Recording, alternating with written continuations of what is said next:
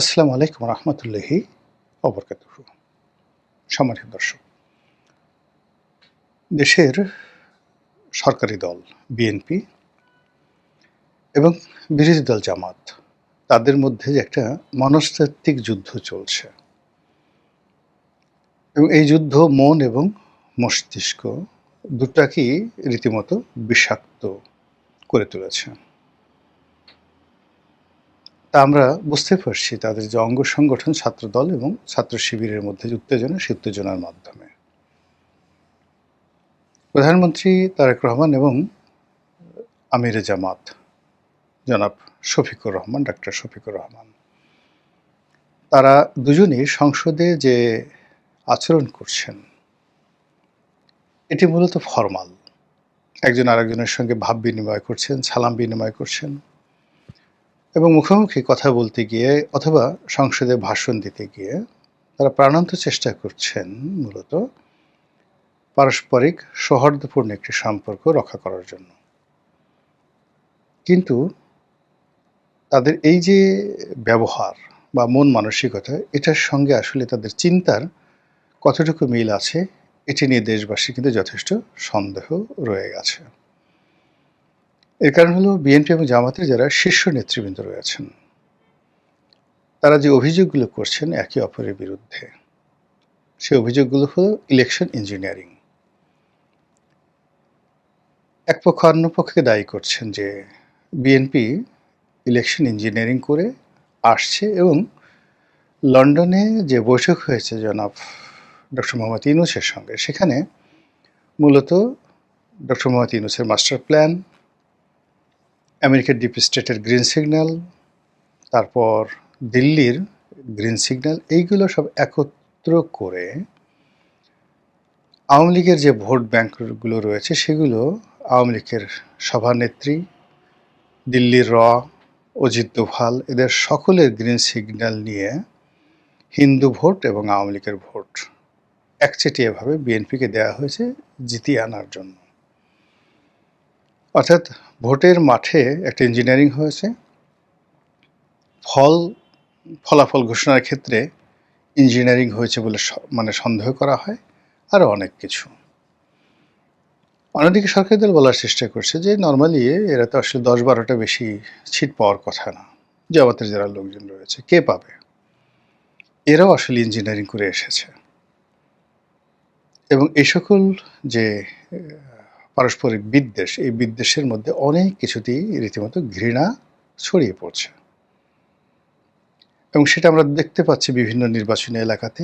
বিশেষ করে একজন সংসদ সদস্য, তিনি বেদমভাবে মার খেয়েছেন, তার গাড়ি ভাঙচুর করা হয়েছে এবং তিনি সংসদে এসে প্রাণের মানে যাকে বলা হয় জীবনের নিরাপত্তা তিনি চেয়েছেন এবং তিনি বলেছেন যে তিনি যে দৌড়ে মসজিদের ভিতরে না পালাতেন তাহলে হয়তো তাকে মেরেই ফেলা হতো। একজন সংসদ সদস্য জামাতের। এই যে এমপিদের গায়ে হাত তোলার অভ্যাস শুরু হলো, এটা আমাদের দেশে কিন্তু আগে হয়নি। আগে এমপিদের যতটা লাঞ্ছনা গঞ্জনা, এটারও সাধারণত অভ্যন্তরীণ যে দ্বন্দ্ব সংঘাত, এই কারণেই হতো। কিন্তু এইবার দেখা গেল যে প্রতিপক্ষ সরাসরি এমপিকে আক্রমণ করছে। তাহলে যারা মন্ত্রী আছেন, এমনকি প্রধানমন্ত্রী আছেন, তারাও আগামীতে মানসম্মান নিয়ে সমাজে চলতে পারবেন, ওই জিনিসটি নষ্ট হয়ে গেছে এবং এটা ইউনূস জমানার একটা ধারাবাহিকতা। ডক্টর মোহাম্মদ ইউনূস ক্ষমতায় আসার পর যে মব, সেই মবতন্ত্রে কে ঢাকা বিশ্ববিদ্যালয়ের ভাইস চ্যান্সেলর, কে শিক্ষামন্ত্রী, কে শিক্ষা উপদেষ্টা, কে আইন উপদেষ্টা, ডাজ নট ম্যাটার। কে পুলিশের আইজি, কে সেনাবাহিনী প্রধান, does not matter. Awami League জমানাতে কে প্রধানমন্ত্রী, কে কোন মন্ত্রী ছিল, ব্যাপার নয়। সবাইকে ডিম মারো, লাথি মারো, হ্যান্ডকাপ পরাও আর পিঠমোড়া করে বেঁধে তাদেরকে প্রিজন ভ্যানে করে আনো আর প্রিজন ভ্যান থেকে নামাও এবং সবাইকে হেলমেট পরে সেই কোর্ট কাছারিতে হাজির করো। এই যে একটা নির্মমতা, রাজনীতিবিদদেরকে ছোট করার, হেয় করার যে একটা প্রবণতা, এই প্রবণতা কিন্তু এখনো থেমে থাকেনি, বরং এগুলো আরও বেড়ে গেছে। সরকারের যে হানিমুন পিরিয়ড, সেই হানিমুন পিরিয়ডে ৬ মাস হিসেবে ধরে নেওয়া হয়েছিল যে ৬ মাস সরকারের হানিমুন পিরিয়ড যাবে। কিন্তু ২ মাসের মাথাতেই সরকারের ভিতরে এক ধরনের আতঙ্ক তৈরি হয়ে গেছে। আর বিরোধী দল যারা আছে তারা কোনো অবস্থাতেই ৬ মাস পর্যন্ত তারা অপেক্ষা করতে পারছে না। তারা পারে তো আজকেই সরকারকে টেনে হেঁচড়ে নামায়। আর এর সঙ্গে আওয়ামী লীগ বা তাদের সহযোগী যে সকল দল, নেতাকর্মী, দেশি বিদেশি চক্র, তারা তো একেবারে ওত পেতে বসে আছে যে কখন বিএনপি ফাঁদে পড়বে, কখন জামাতে ফাঁদে পড়বে। তারা আসলে এখানে যে তৃতীয় যে শক্তিটি আওয়ামী লীগের নেতৃত্বে, তৃতীয় শক্তিটি ফাঁদ পেতে বসে আছে। এবং তারা যে আসলে এখানে বিএনপি এবং জামাত দুজনের সঙ্গে খেলবে, অথবা একজনকে দিয়ে আরেকজনের বিরুদ্ধে খেলবে, একজন দ্বারা আরেকজনকে লেলিয়ে দেবে। যেমন দেখা গেল নির্বাচনের যে সময়, তখন আওয়ামী লীগের মনে হয়েছে যে জামাত ক্ষমতায় যেন না আসতে পারে, বিএনপিকে ক্ষমতা আনতে হবে। কিন্তু এখন তারা মনে করছে যে এটা তাদের একটা ভুল সিদ্ধান্ত হয়েছে। এবং স্বয়ং শেখ হাসিনা তার ভাষণে তিনি নানা রকম নেতিবাচক কথা বলেছেন, অথচ ভোটের সময় মোরালেস দিল্লি থেকে, কলকাতা থেকে, লন্ডন থেকে যে আওয়ামী লীগের সূত্রগুলো রয়েছে, তার সঙ্গে সঙ্গে তাদের যে সকল ডিপ্লোম্যাটিক চ্যানেল রয়েছে, সব জায়গা থেকেই বিএনপিকে ভোট দেওয়ার ব্যাপারে গ্রিন সিগন্যাল দেওয়া হয়েছিল, যেটি এখন বুমেরাং হয়ে গেছে। এবং তারা বলছে যে না, বিএনপি আসলে আমরা যে ভোট দিয়েছি এটা ভুল করেছি, বিএনপি আমাদের জন্য কিছু করছে না, করবেও না। তো কাজেই তারা বিএনপিকে বিপদে ফেলবে, এটা স্বাভাবিক। এবং সেই বিপদে ফেলার জন্য তাদের প্রথম পছন্দ হবে জামাতকে শক্তিশালী করা, জামাতকে ইনফ্লুয়েন্স করা, অথবা বিএনপির ঘাড়ের উপর ভর করে জামাতকে উত্তেজিত করা এবং জামাতকে পথে ঘাটে অপমান করা। যেমন দেখা গেল যে যেহেতু ভোটের মাঠে একটা সমীকরণ হয়েছে এবং তারা অনেকেই এখন বিএনপির সঙ্গে মিশে গেছে, আওয়ামী লীগের লোকজন, জামাত এখন উল্টো এদেরকে গুপ্ত বলছে, আওয়ামী লীগের লোকদেরকে গুপ্ত বলছে এবং বিএনপি লোকদেরকে গুপ্ত বলছে। এবং এটা নিয়ে যখন বাহাস চলছে, তখন এই বাহাসের একটা ক্ষেত্রে দেখা গেল যে জামাতের কোনো শীর্ষ একজন নেতাকে এখানে আক্রমণ করা হলো, পিছনে ইন্ধন দিল আওয়ামী লীগের লোকজন, সামনে ফেজে চলে আসলো, একটা সাজানো নাটক হয়ে গেল। এবং সেখানে দেখা গেল যে বিএনপি যারা নেতাকর্মী তারা সেই ফাঁদে পা দিয়ে একটা অকারেন্স ঘটিয়ে ফেলল। এবং এটা নিয়ে যখন একটার পর একটা অকারেন্স ঘটতে থাকবে, ঘটতে থাকার পর জামাতের যে রেজিমেন্টাল ফোর্স, শিবিরের যে রেজিমেন্টাল ফোর্স, তাদের অর্থ আছে এবং গত 18 মাসে বা ইউনূস সাহেবের জমানাতে তারা যে শক্তিমত্তা অর্জন করেছে, আত্মবিশ্বাস অর্জন করেছে, রাষ্ট্র পরিচালনার কৌশলগুলো রপ্ত করেছে, এবং তারা তাদের যে বিভিন্ন লোকজন প্রশাসনের অতি গুরুত্বপূর্ণ জায়গাগুলোতে যেভাবে তারা সেট আপ করে ফেলেছে, এবং রাজনৈতিক সমীকরণে তারা অনেক মানুষকে, দেশি এবং বিদেশি অনেক পক্ষকে নিজেদের কাছাকাছি আনতে পেরেছে।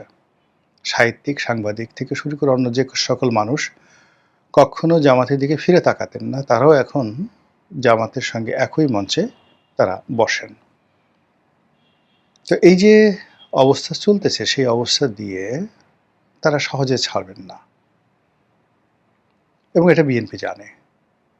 যদি জিজ্ঞাসা করা হয় যে জামাতের যে প্রস্তুতি ছিল শেখ হাসিনার বিরুদ্ধে লড়াই করার, সশস্ত্র সংগ্রাম করার, সেখানে তো বিএনপির আসলে এরকম সশস্ত্র সংগ্রাম করার, অগণতান্ত্রিক কোনো কাজ করার, গোপনে কোনো কাজ করার, গেরিলা যুদ্ধ করার এরকম কোনো অভিজ্ঞতাই তাদের ছিল না।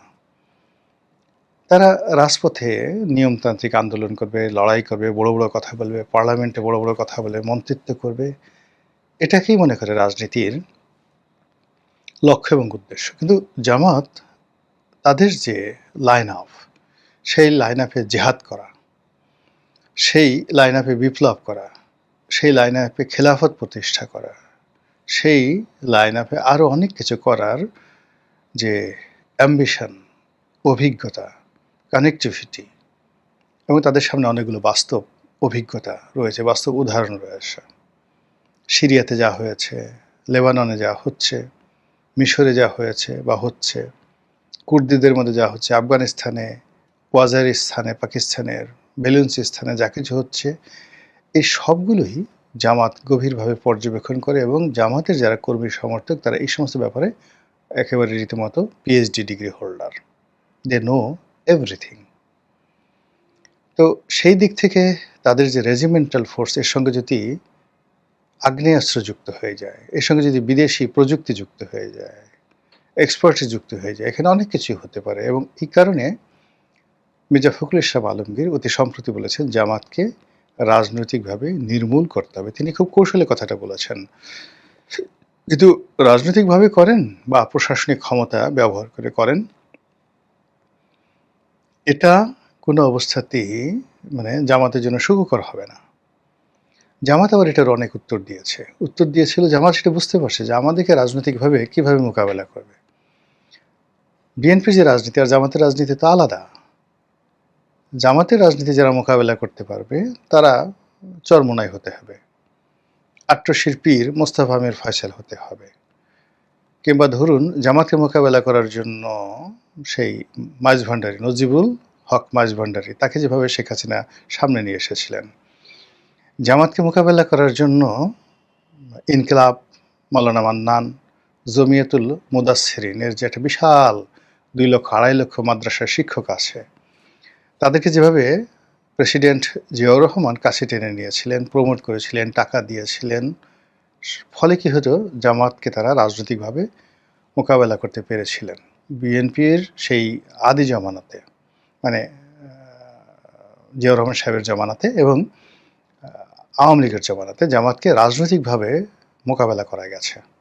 জামাত ২টা আরবি বললে ওরা ৪টা আরবি বলতো, ৩টা হাদিস বললে ওরা ৬টা হাদিস বলতো, ওরা ৪টা বেহেশতের টিকিটের কথা বললে ওরা ৪০০ বেহেশতের টিকিট এনে হাজির করতো। এখন এই যে পক্ষগুলো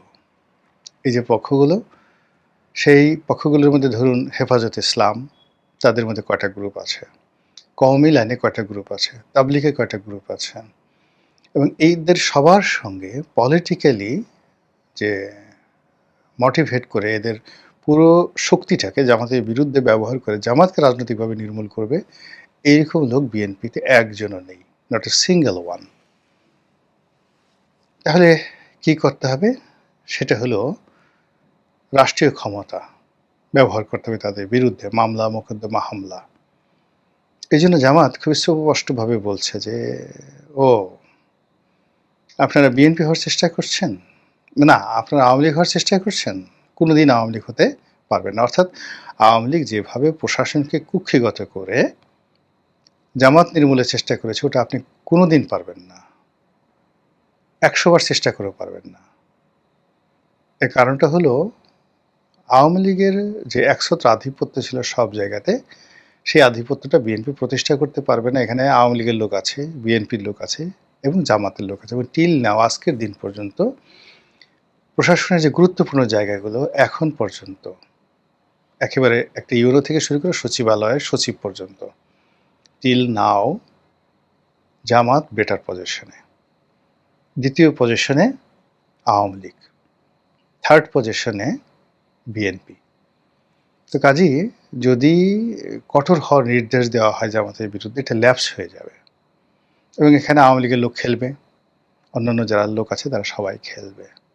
ফলে এই যে রাজনৈতিকভাবে জামাতকে নির্মূল করার যে পরিকল্পনা, এটা জামাত মনে করছে এটা বাস্তব হবে না। বরং জামাত যেটা চেষ্টা করছে যে ঠিক আছে, তাদেরকে বলতেছে জামাতের যারা লোকজন আছে খুব অকথ্য এবং অশ্রাব্য ভাষায় তারা বিএনপিকে আক্রমণ করছে। কেউ বলছে আপনারা কীভাবে পালাবেন, পালানোর জন্য আপনাদের তো কোনো রাস্তা নেই। কেউ বলছে আপনি গুপ্ত, তারেক রহমান সাহেবকে উদ্দেশ্য করে সরাসরি বলছে যে আপনি তো লন্ডনে গুপ্ত ছিলেন, গুপ্ত অবস্থায় ছিলেন। তাও জামাতের চতুর্থ পঞ্চম সারি যারা নেতৃবৃন্দ রয়েছেন তারা সে সকল কথাবার্তা বলছেন।